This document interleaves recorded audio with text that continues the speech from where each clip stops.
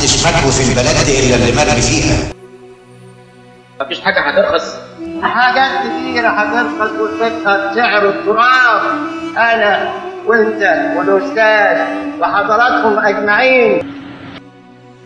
ازاي ده؟ ثانية مع علي وليلى مع خالد وسناء مع رجب، ويعملوا اللي على كيفهم ومحدش يكلمهم. طب ليه؟ طب ليه؟ عشان الستات بنات عائلات والرجالة مناصبهم حساسة ومفيش داعي للشوشرة. انما اذا واحدة من اياهم مشيت الشارع بالليل بوليس الاداب يمسكها. هو اللي بتعمله دي مش زي اللي بيعملوا دول. ولا القانون ما بيتطبقش على الناس بغلابة؟ الظاهر القانون الجليل.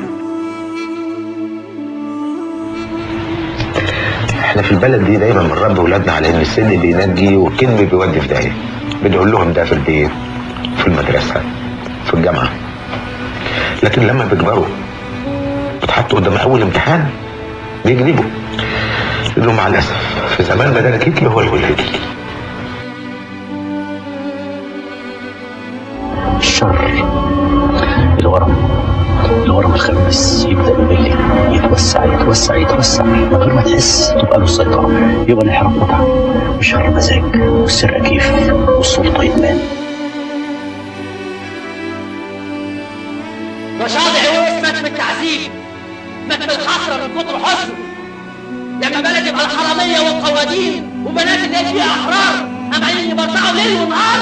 لما التفكير في بلد تبقى تهمة، لما كلمة لا تبقى كلمة ممنوعة، لما الرد على الكلمة تبقى الكوي بالنار، لما الجهل يحكم والفقر يتعذب ويتهان.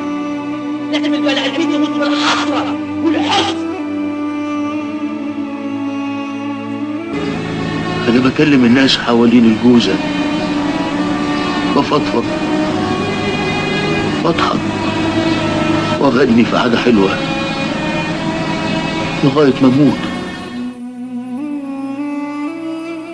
اللي يقول بكرة تتعدل، واللي يقول الصبر طيب، واللي يقول كلام، واللي ما يعرفش يقول ايه. بقينا عايشين في كلام، نايمين في كلام، ساكتين في كلام. كل حياتنا بقى كلام في كلام في كلام. أنا راخر فضلت كافي خيري شري. فضلت عايش ساكت وصابر وعايش على أيام زمان. الحشيش ممنوع والخمرة مش ممنوعة. طب ليه؟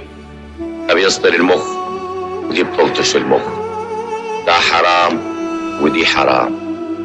ده بيضر بالصحة ودي بتضر بالصحة. الحشيش غالي والخمرة أغلى منه. مش معنى القانون متحيز للخمر.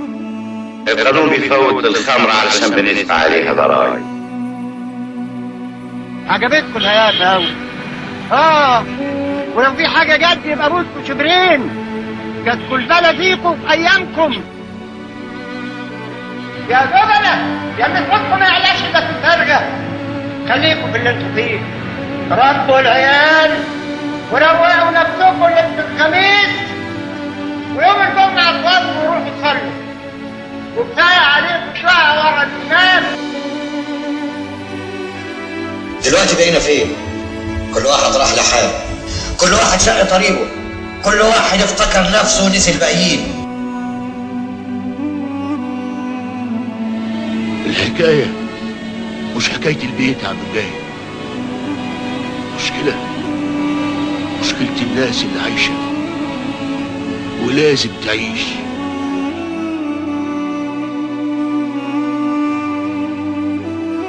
ودي النتيجة اللي وصلنا لها دلوقتي.